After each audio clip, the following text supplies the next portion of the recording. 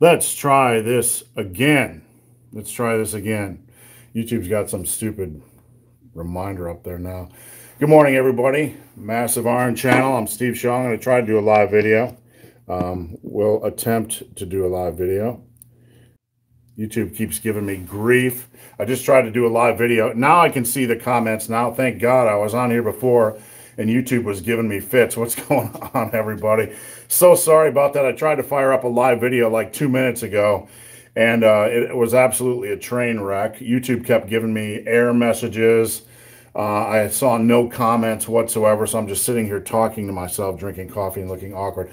All right, guys, welcome to the Massive Iron live video, live Saturday morning video. I do this every Saturday morning at 10 a.m. Eastern.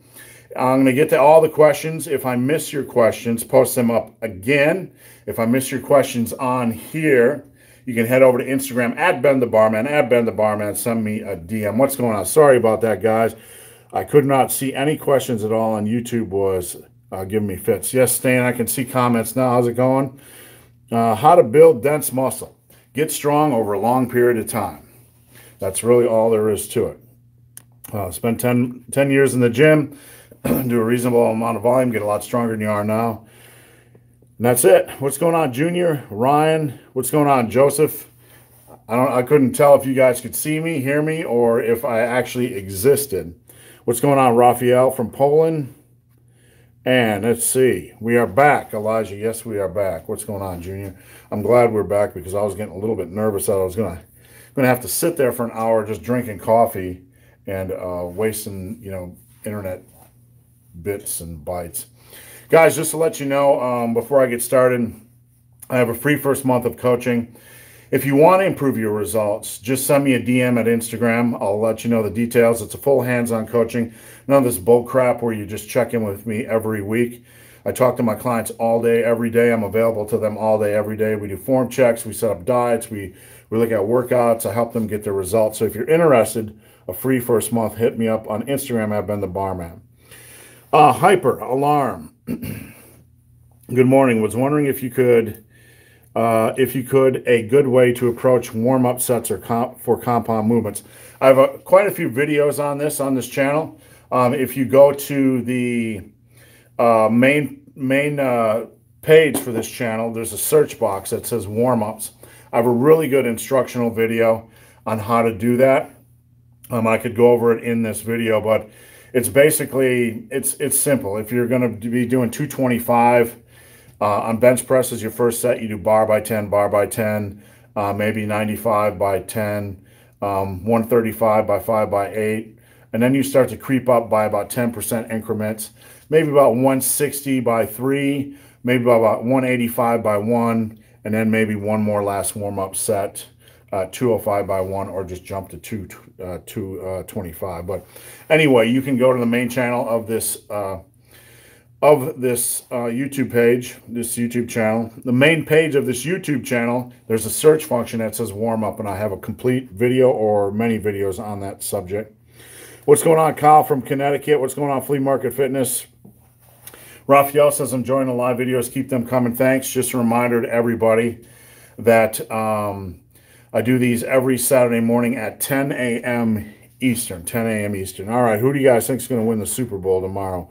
Head over to my Massive Iron group. I got a contest right now. You can predict the Super Bowl, and the closest prediction wins a T-shirt or hoodie or something like that. So let's see. All right, Stain's got a question here. Let me get to the question.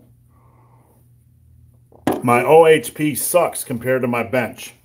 I can't seem to bring it up. Any tips? Well, here's the thing. Your OHP should probably be about 80%, 75 to 80% of your bench. If you can't bring it up, you want to stop doing low rep pressing, okay? You want to stop doing pressing, for lower reps, 3 to 5. You want to get away from that stuff.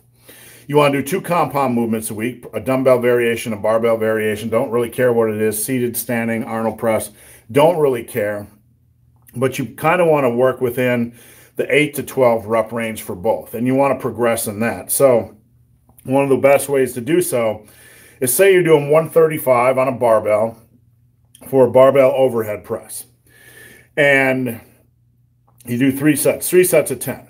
When you can do 3 sets of 10, then you add 5 pounds. Okay, say the next week you do 10, 10, and 8 with 140 pounds. Well, at that point, you try to progress on that last set and push it for as many reps as possible. So I like to get your overhead presses strong with volume, do 2 variations a week, and of course, stop doing crappy triceps work. You got to build your triceps up big and strong. Your triceps can take a lot of beating. So you want to get in the gym. You want to make sure you're doing close grip bench presses, cable tricep extensions. Challenge yourself. Get those triceps strong. That'll help your overhead pressing.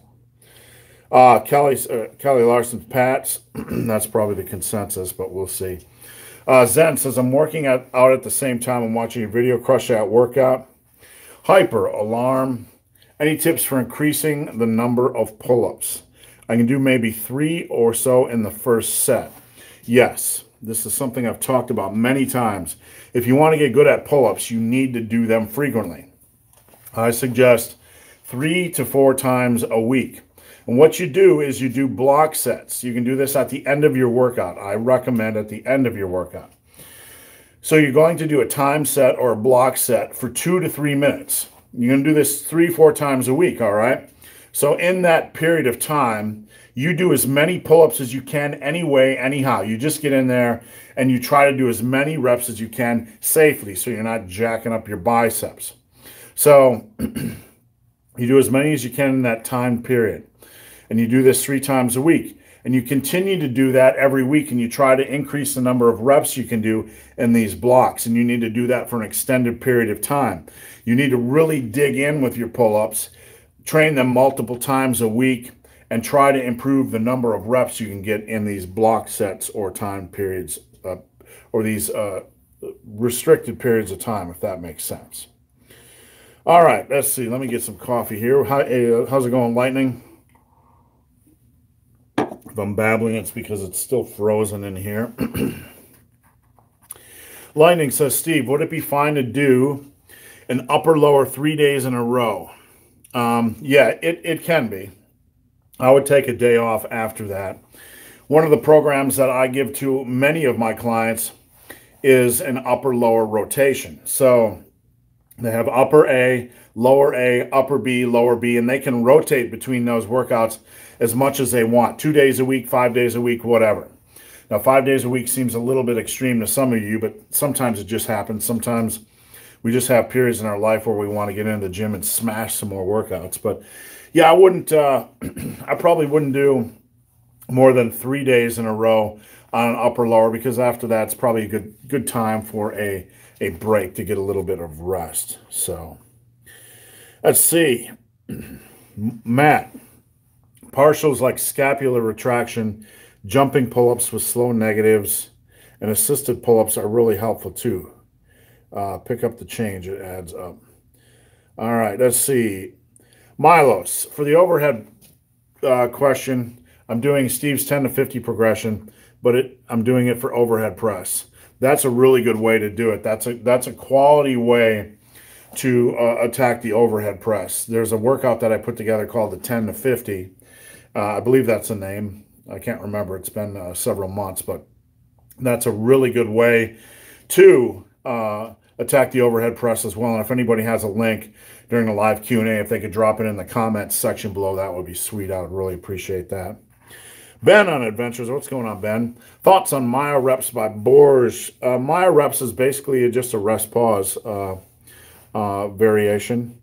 You do one activation set to failure with 9 to 20 reps, then you do 3 to 5 sets with 3 to 5 reps. Yeah, it's basically the same type, similar structure as to what I teach in bulldozer training or rest pause training. So it can be okay. With that type of rest pause training, you really have to adapt it specifically to the exercise you are doing. Meaning, like some exercises, it's more dangerous depending on the weight you have to be doing rest pause work, like squats. So for me, I find it more of a pain in the butt to do rest pause work on squats, because half your time, all you're doing is racking, unracking, walking out, and it's tedious. So on squats, if you're going to do something like that, I like longer rest periods. But rest pause is a good way to build muscle because you never really allow a muscle to recover. Now, with that said, you can't do a lot of volume on rest pause because each rep of each set is far more intense than a conventional rep. So you probably need a little bit less volume than a standard lifting program.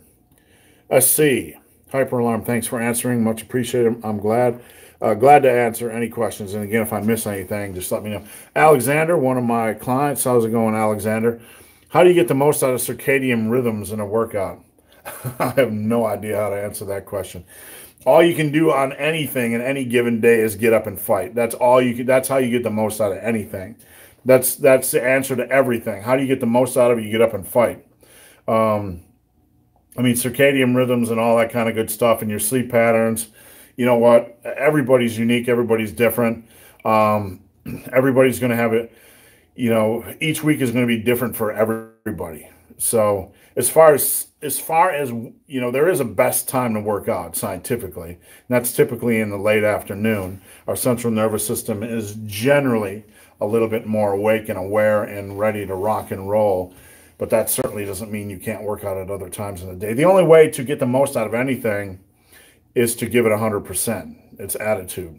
And I'm not really sure if that answers your question, but, you know, just keep it simple.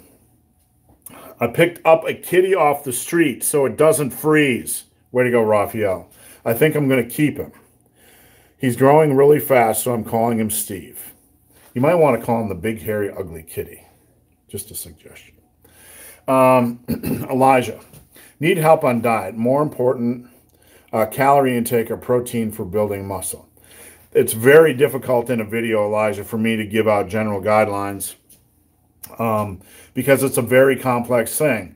When you look at when you start to build a diet, you need to understand how much muscle mass the person has right now, because it will tell you if you're somebody like me, who's experienced who understands natural potential and where somebody is relative to the natural potential.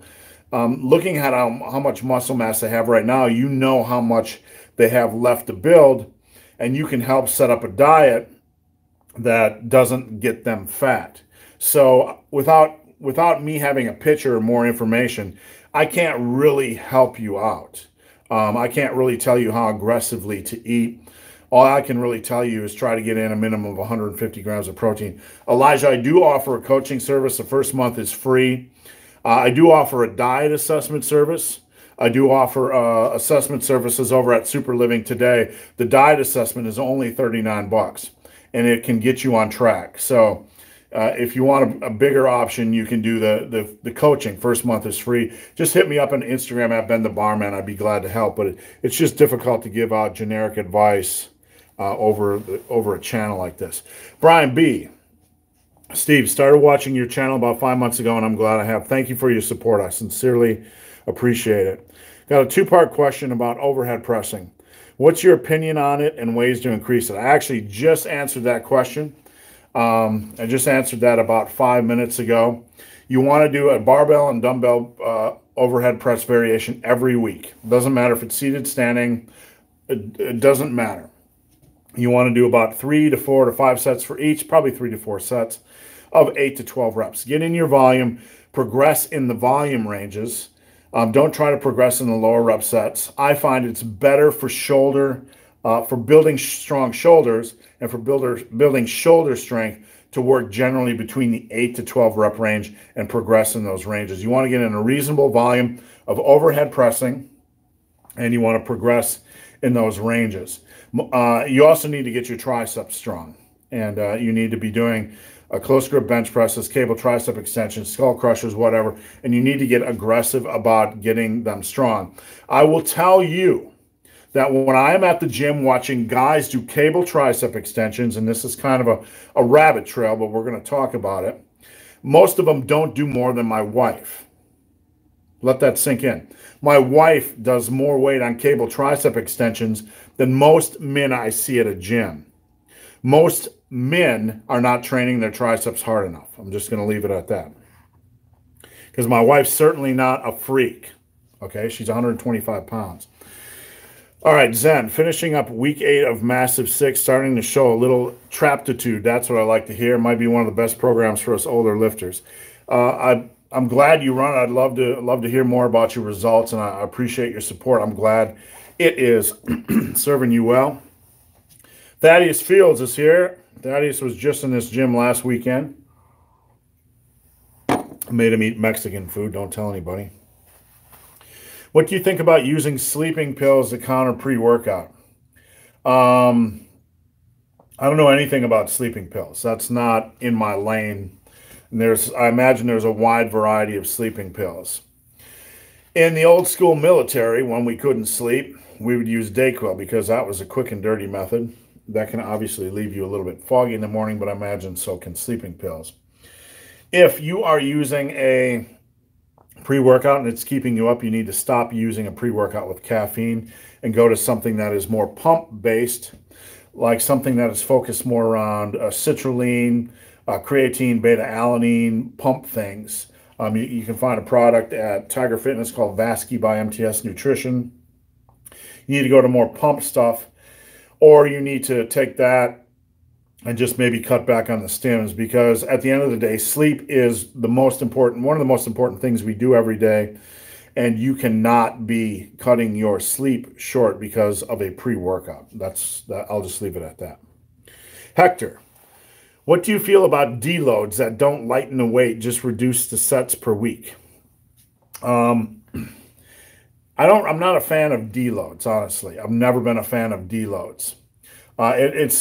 It's a deload or lightening of the weight or reducing of the sets is going to be very case specific, meaning what is your reason for doing so? And if you have a valid reason, and assuming you have a valid reason to deload, then if you just want to reduce the number of sets, that's absolutely fine. That is a deloading, because if you look at weight times sets times reps, that gives you tonnage.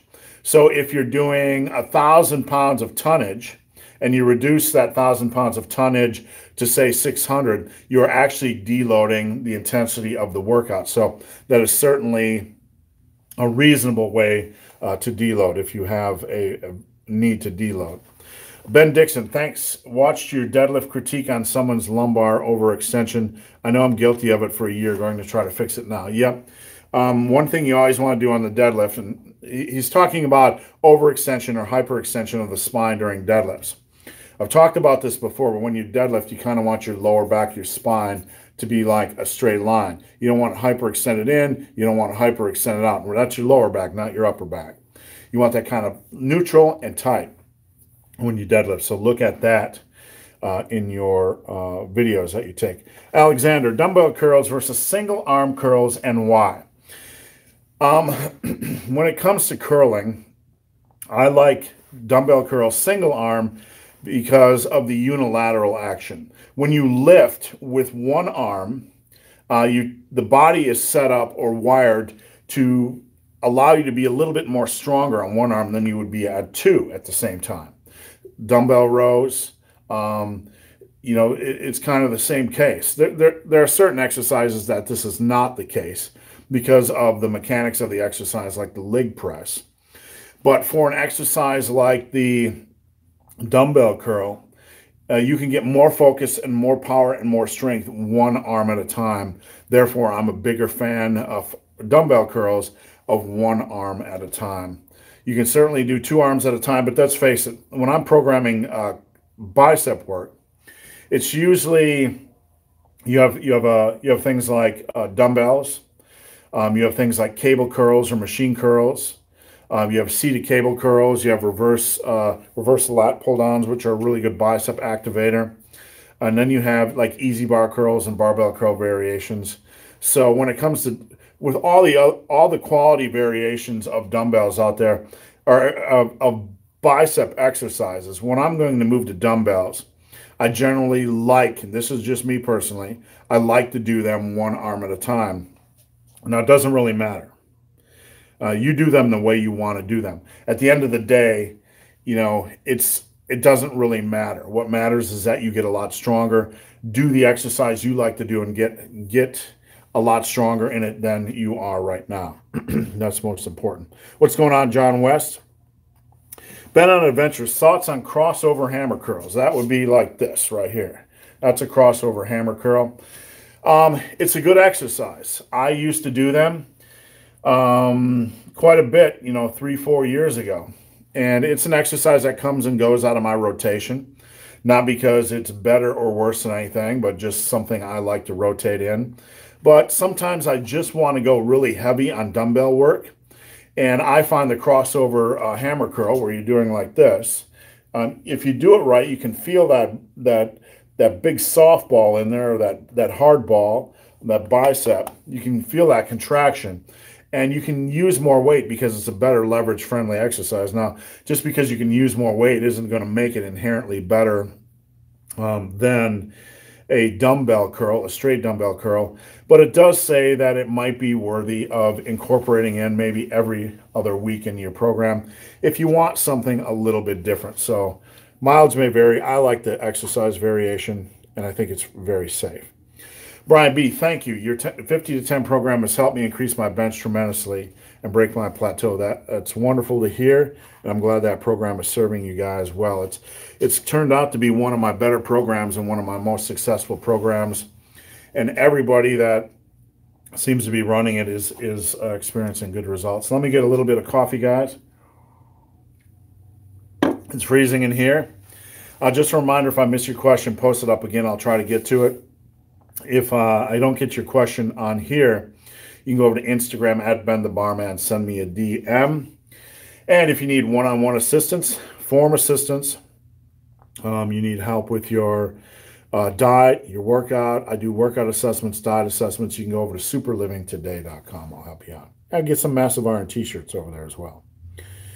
Let's see, Raphael. I'm getting into my 3rd year of lifting, and due to a minor injury, I've been thinking more and more about shoulder health. What tips can you provide? Shoulder health, the big ones, get your bench press squared away. Get your bench press form squared away. Get obsessed about bench press form. Number 2, and this is my opinion alone, stop doing low rep work on shoulder overhead presses. Stick between the 8 to 12 rep range and get strong in those ranges. Those are the biggest 2 pieces of advice I could give you for shoulder health. The 3rd one would be don't ever do any more front delt work. The bench press and the overhead press variations will give you all the front delt work you ever need. If you look at seasoned or experienced lifters, they have huge front delts just from all the pressing work they do. So you really don't need any more front delt work. So keep that balanced and just keep that in mind. WG, what are your thoughts on push-pull workouts alternating 3 days a week using an 8x8 program? They're fine. I'm not sure if you're talking about a push-pull legs, but they're absolutely fine. The only thing you got to understand is when you're doing 8x8 programs a couple times a week, you really got to monitor your overall volume, make sure you're not overworking movement patterns and not beating the living crap out of your body. But generally with an 8x8 protocol, you're not going super heavy, so you're absolutely fine. Elijah, how do you feel about starting heavy and then working with drop sets? If you're talking about doing a heavy weight and then doing a drop set with no rest, that's okay. But I would rather see you get your volume in and then do a drop set on the last set, because either way is fine. I mean, really, it doesn't really matter. But when I would go in and do, my heavy squats and heavy bench and heavy deadlift, I'd do my heavy stuff first, and then I'd slowly dial down the weight. And then, I would get your quality heavy stuff in first, and then you could do drop sets then, or you could do drop sets on your last set. It really doesn't matter. That's fine. There's nothing wrong with it. It's a good protocol. It really, either way, just depends on the context of your workout and what your overall workout is structured like. It's not a miracle, but it's a fun little toy, and you can certainly do it. Milos, tips for building big traps with limited weight at home. Is tying free weight and doing heavy unilateral shrugs, high volume upright rows enough? I'd have to know what equipment you have, to be honest with you. Trap work is going to come down to time under tension.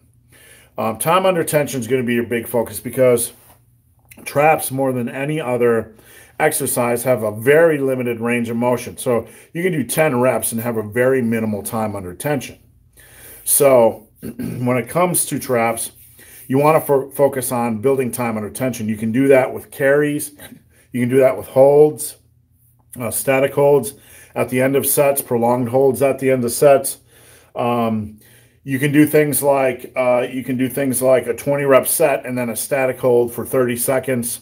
There's a lot of creative work you can get. I like the combination of doing rep work, whatever exercise variation you use because of the limited weight, and some sort of static hold. I'm not sure I like a unilateral static hold just because I've never done it before. On paper, if the weight's real heavy and you got your upper spine kind of tweaking or turn a little bit because you're just holding one weight, I'm not sold on that because I've not tried it. And, again, it's going to depend on how heavy that weight is. Obviously, if you have limited equipment, the weight's probably not too heavy and it's probably not going to become an issue. But just focus on getting in a volume of reps and working in some kind of time under tension with loaded carries or static holds. I hope that helps some. Matt, I'm seeing a lot of people talking about caffeine post-workout to aid recovery, and they're claiming more nutrients get into the muscles faster and experience. I mean, don't look. There could be some scientific validity to that. Over the long run, it ain't going to make any difference at all. That's the reality. And it is not going to make any difference at all over the long run. There's plenty of us that are caffeine addicts that haven't turned into super swole, individuals. So that's the type of study or research that on paper, it might help with nutrient absorption. Yeah, but most of us are over caffeinated to begin with. Let's face it. I mean, in the long run, if you take somebody today that's a noob and 5 years from now and you do all the lifting stuff correctly, the guy that's taking like a little bit of caffeine post-workout for the guy that's taking none, there ain't going to be any difference if they're training the same. That's the reality. So if you want to try it, go ahead and do it.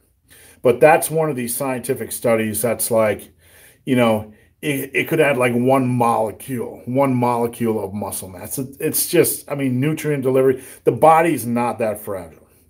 The body knows how to absorb nutrients properly without caffeine. Caffeine might aid it because of the stimulant effect. I do not know. I've not seen the study, but it's not going to make any difference in the long run. That is the reality, and that's my opinion. My gym closes for 10 days because it's Lunar New Year. Is that run by witches? I mean, why? I don't even know what that means. I mean, it's the Lunar New Year. My gym closes for 10 days. I don't mean to sound offensive. I don't know what that's all about. I'm naive, so forgive me. But I can't even comment. Lunar New Year, I've heard a lot of stuff in my life, but that's crazy. So that's all I got to say. Raphael, my mom is on the keto diet and is not seeing any good results. That's because she's eating too many calories. I'm trying to explain to her the calorie deficit theory to her, but she's stubborn about it. Any advice how to change that? It's hard to change somebody because the keto thing, like everybody's nuts about it, and all the books and magazines and crap, like Eat What You Want and all this kind of stuff. These people are buying into this nonsense, and you know what? It's hard to change somebody's advice. The best way to change somebody is to do the right thing, to make changes yourself, and then to have them ask questions. Excuse me. Let me get some coffee. I've been struggling with something for 6 weeks now, some kind of a throat issue, so my voice keeps going up. Folks, I know you are all excited about the Super Bowl. Was wondering if any of you are watching Six Nations rugby. Let's see. Do you do seated military presses? If you do you do them down to your chin or pecs? Seated has always been my preferred way. I know that kind of goes against the grain, but it's personal preference, and no one dies when I perform seated overhead presses, so I continue to do them that way. When you do a seated overhead press, I generally just like to get it down here. You know, it's a comfortable position. Down here, I feel like I kind of put more strain on my shoulders and lose power and leverage. So I kind of get it, you know, if you look at it, the bar would be just a little bit below chin level. So when I do a seated, it's right at about chin level or a little bit below. As long as your elbows are below your shoulders, you're pretty safe. But in this position, it just doesn't feel quite low enough when it's in the front position. So yeah, just don't overthink it. Do what feels good, but just get it to a good, comfortable position that's not too high. You don't want like this limited range of motion stuff. Lifting Lutheran.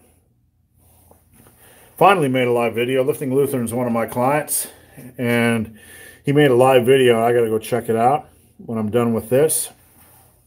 Crown. Hey, bro, I'm 350, down from 378. Nice work. Good start. When you lost weight, did you cut out starchy carbs or stay within your meals? And did you do cardio as well? My case was a case of urgency when I lost weight. I was very sick with type 2 diabetes and fatty liver disease.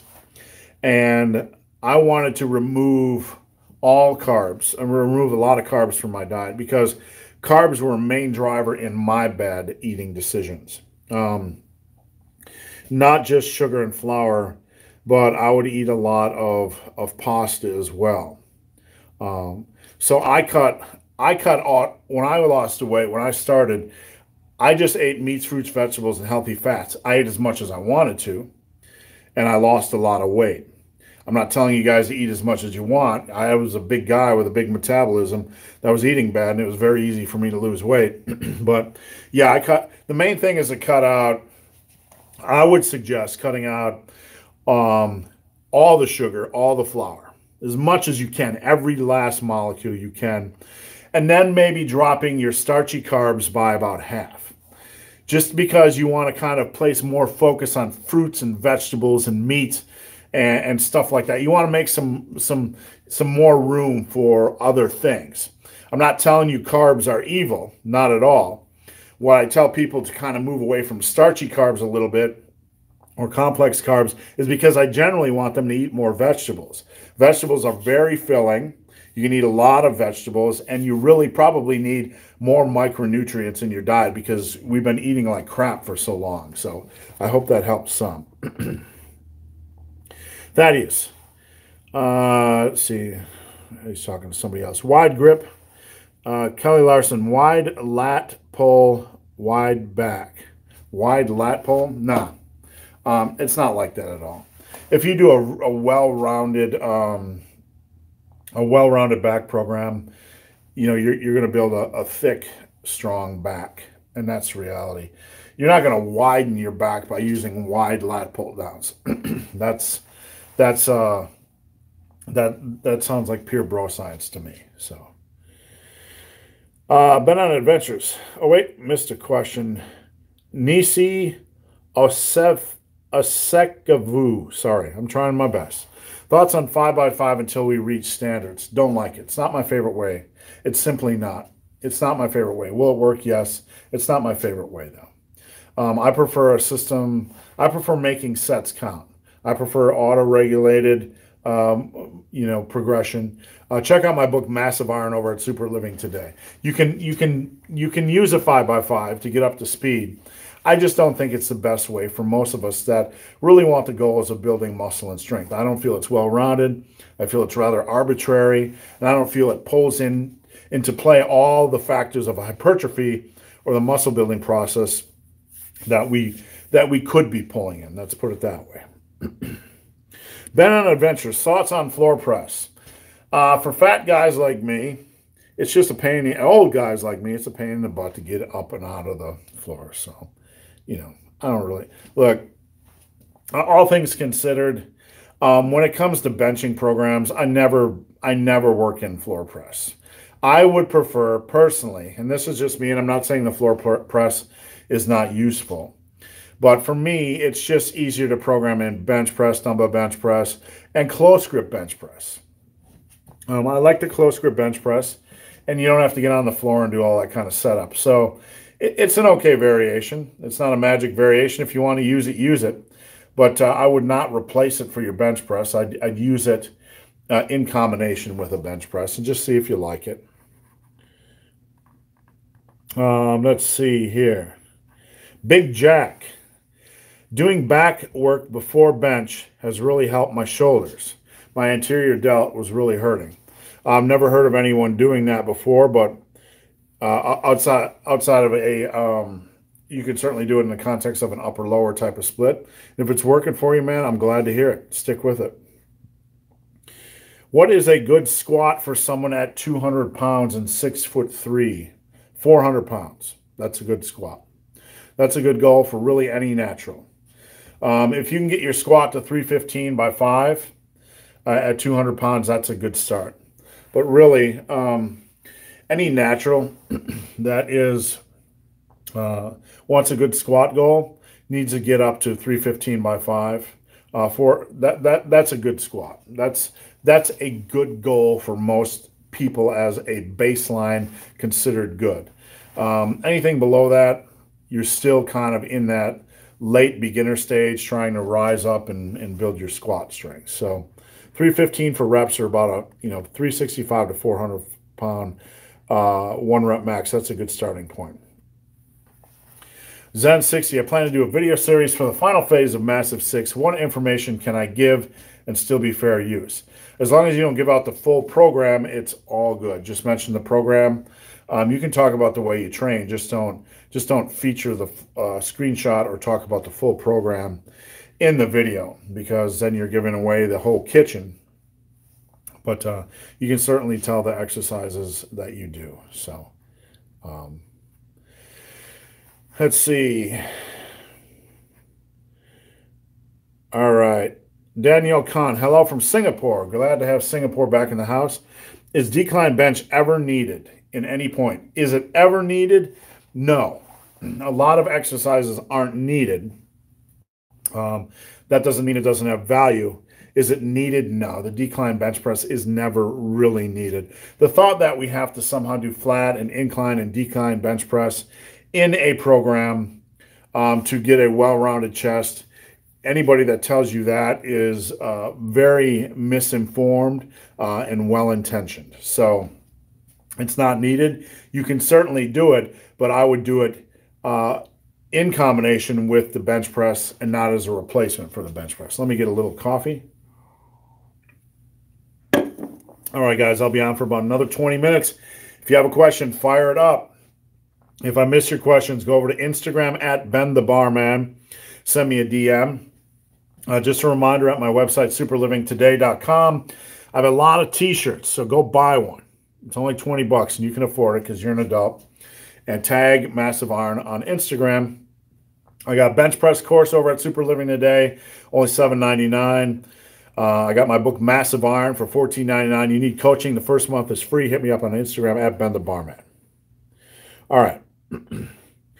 Gene, what is your thoughts on long cardio? Do you train for long distances, walking, and still gain muscle? Gene, I am a prolific hiker. I put a heavy pack on my back, and I am out in the woods. Your body will adapt to the demands of long hikes, long walks. And yes, you can still build body. You can still build muscle. The body is not that fragile. There's a belief that the body is somehow super fragile. You look at guys like David Goggins, who runs and still maintains a substantial degree of muscularity. We're going to say he's a freak or genetic freak or whatever. The dude works his ass off. The body will become what you make it become. Now, unless you're a bodybuilder that's after every last molecule of muscle mass, then it's probably not the best idea to do a lot of extended cardio. But if you want a lot of muscle mass, just not a bodybuilder's amount of muscle mass, and you want that conditioning, do them both. I do them both. I'm still strong. I still maintain a lot of muscle mass. do what you love to do. Challenge yourself physically. You can do both of them. Just listen to your body and eat accordingly. Projects. What is the best free weight lift after the front squat that is not single leg work? Are we talking about for legs? I assume so. The best free weight lift after the front squat that is not single leg work. Well, I like body weight lunges, but since we can't do that, the best back squats. Back squats is the best. After that, you know, I don't know, probably a barbell lunge or a barbell step up to a foot, but a dumbbell step up to a foot. A lot of step up volume, but that's single leg work. So I don't know. We're talking double leg work. That really rules out anything other than goblet squats or barbell squats. I don't know. It's kind of an obscure question, so I'm not really sure what the point of it is.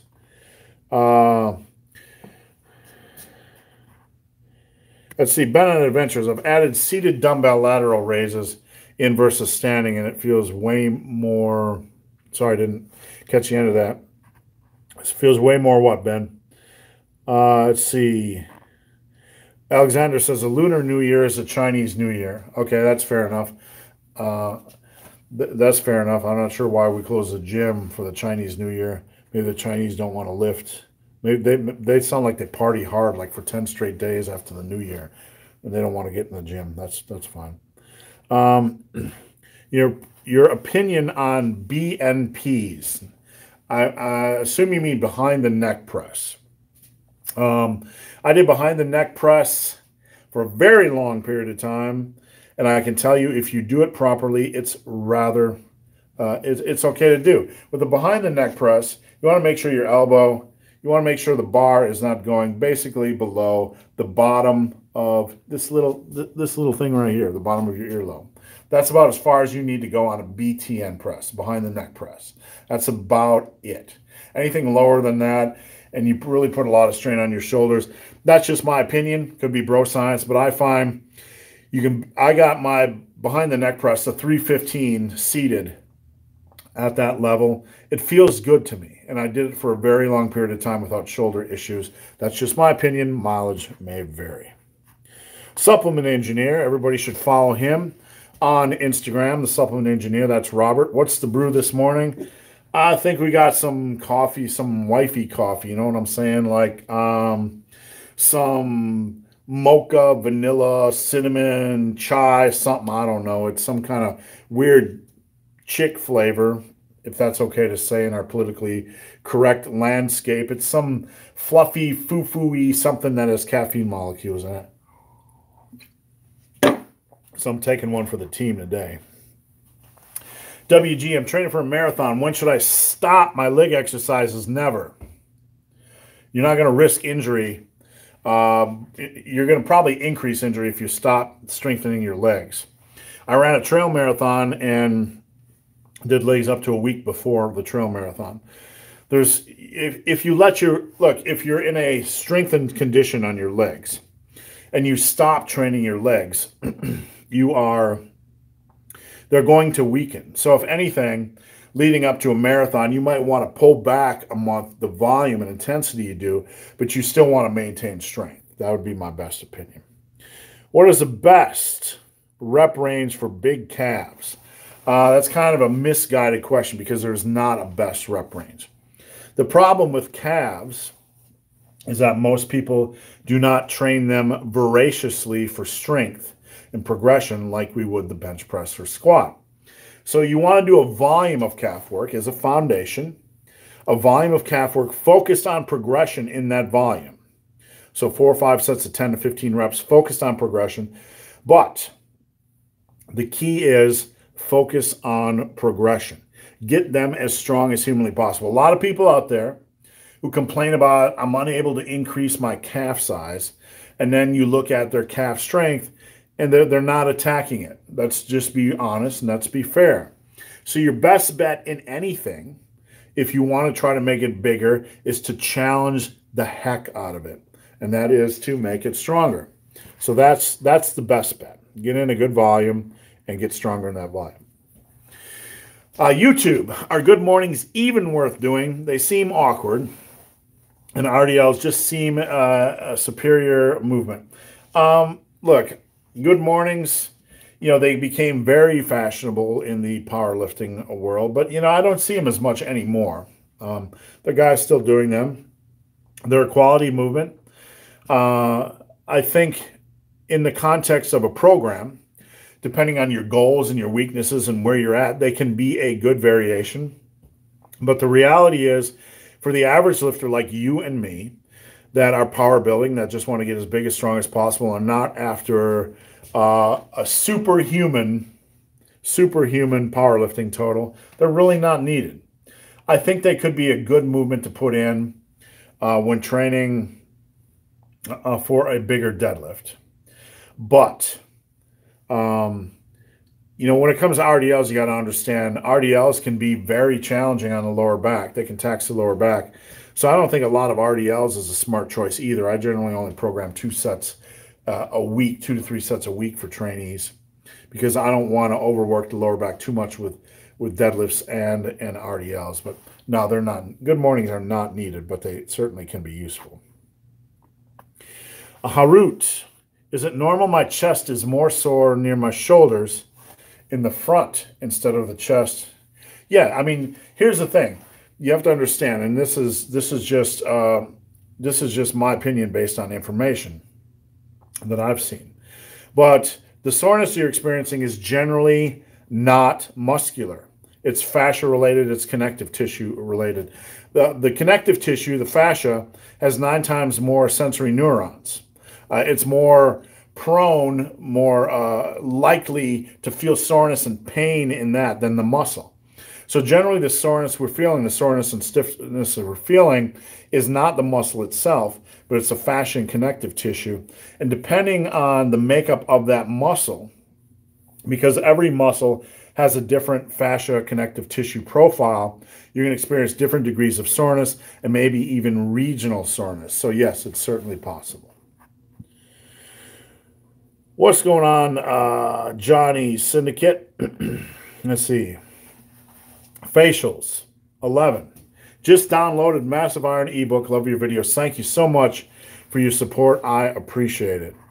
Been on Adventures. I hope that one rep back calculator I sent you worked out well. Haven't got to it yet.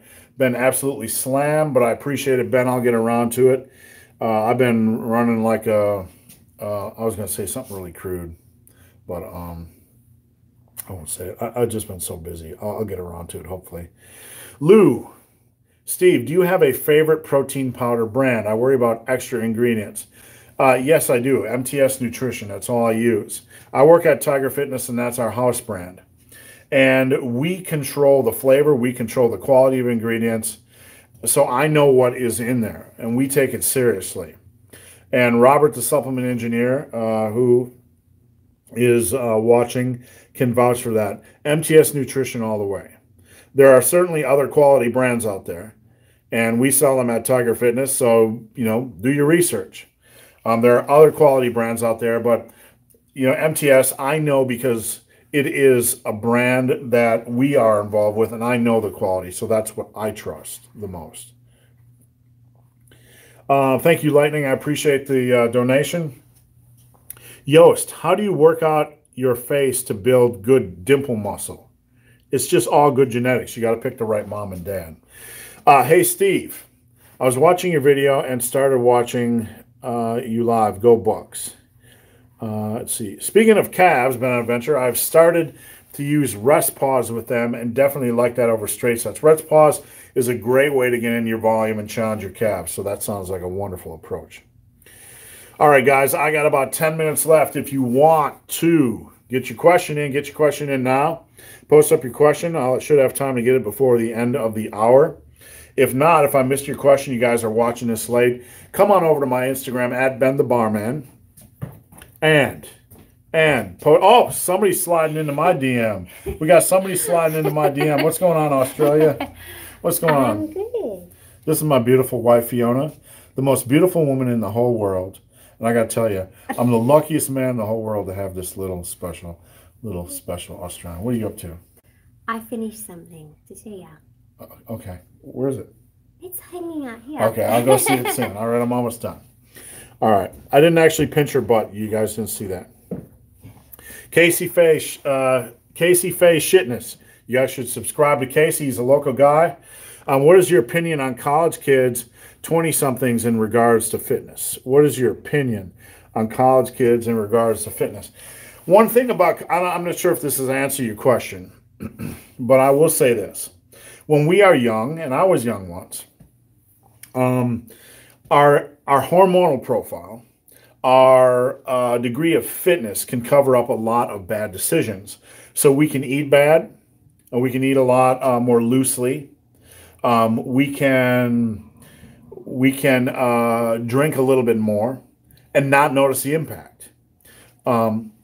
We can not do a lot of cardio and think we feel good and fine, which is true. So I think for somebody that is in their early 20s or teens or whatever, some things that lack in their fitness profile, in their fitness programming, their diet program, is a focus on eating properly. They exercise, they can build muscle, but sometimes they eat too much crap. And they're like, I feel fine. You feel fine now, but eventually you will not feel fine if you continue to eat that crap. I don't do enough cardio. I don't need cardio. I feel great. You should do cardio for health now, no matter what age you're at. So for the 20-something, early 20-something, all I really have to say is try to eat better and do some cardio. Get out, go do some hiking. Have a lot more sex. Think about not just calorie intake, but micronutrient intake and taking care of your body for the long run. Because if you can take care of your body now for the long run, you're going to feel better when you're me, when you're 50. And that's the best advice. If I could go back in time and tell my 20-something ass what to do, it would be micronutrient content, food value, eat better, and do more hiking. That's what I tell my 20-something ass. Let's see. Rajan, can we drink whey protein shakes for long term, say more than 5 years? Absolutely. I don't drink specifically shakes. We use whey protein in our protes. So that's one way I use it. I use it in baking. But I've had at least one scoop of whey protein probably 75 to 80% of the days I've been alive for the last 15 years. So should it be the main source of your protein intake? No. You need a wide variety of protein foods.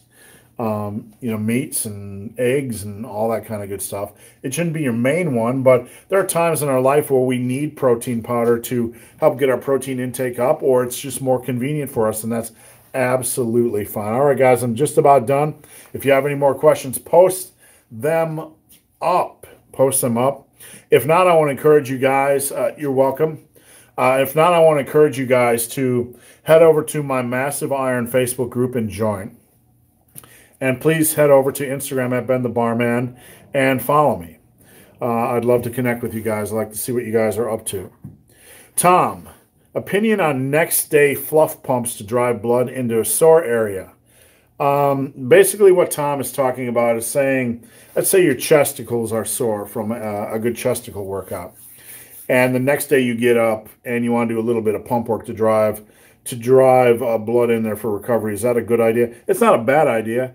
The only thing you don't want to do is overdo it and risk like a tear or something like that. You can do a little fluffy pump to drive blood into that area for recovery. It won't help with gains in the long run, but it's not a bad recovery idea. Just do it wisely. Let's see. Bain DC. One of my clients just sent me like 7 exclamation points and hit a new low in weight loss. Sorry about that. Any differences between these two approaches? Dumbbell press 2x5, chest isolation 2x10.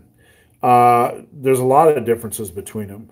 A dumbbell bench press is more impactful, but that's only 10 reps. That's not enough to really be of any value.